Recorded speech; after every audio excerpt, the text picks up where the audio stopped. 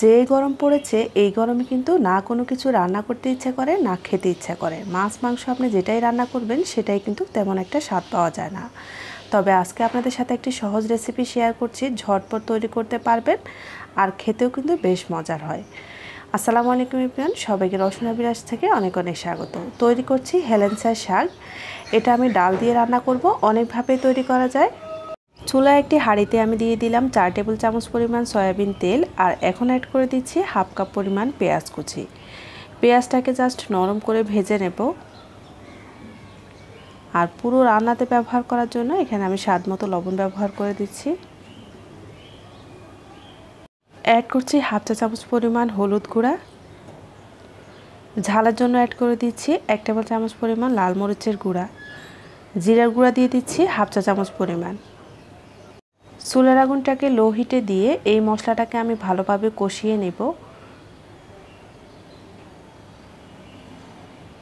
High হিটে দিলে কিন্তু মশলাটা তাড়াতাড়ি পুড়ে যাবে, এতে করে তরকারিটা খেতে খুব একটা ভালো লাগবে না।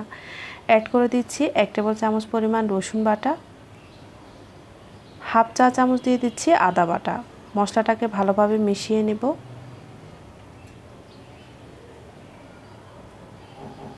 মশলাটা ভালোভাবে কষানোর জন্য অ্যাড করে দিচ্ছি হাফ কাপ পরিমাণ পানি দিয়ে ভালোভাবে মশলাটাকে কষিয়ে নেব।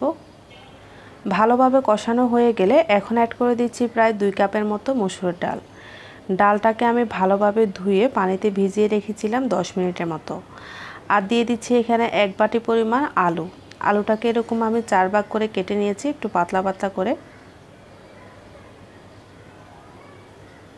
মশলার সাথে ডাল এবং আলুটাকে আমি কয়েক মিনিট ভেজে নেওয়ার পরে অ্যাড করে দিচ্ছি 2 কাপের মতো পানি দিয়ে এখন এটাকে ঢাকা দিয়ে সেদ্ধ করে নেব।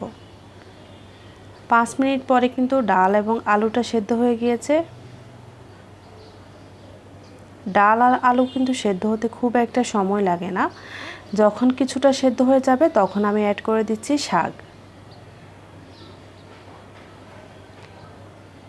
শাকটাকেও আমি 1 ইঞ্চির মতো করে কেটে নিয়েছি। অল্প করে শাক দিয়ে ভালোভাবে মিশিয়ে নেব।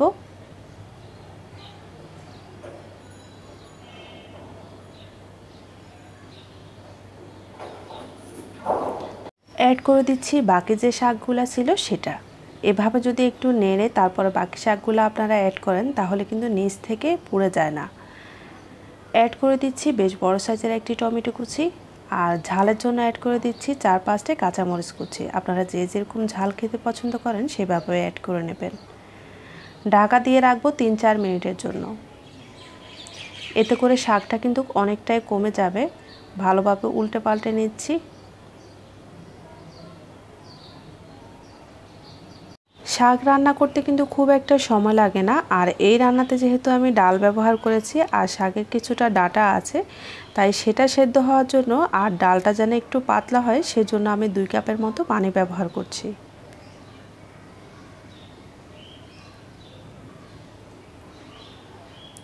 ভালোভাবে নেড়ে দিয়ে আমি ঢাকা দিয়ে রাখবো কিছুক্ষণ।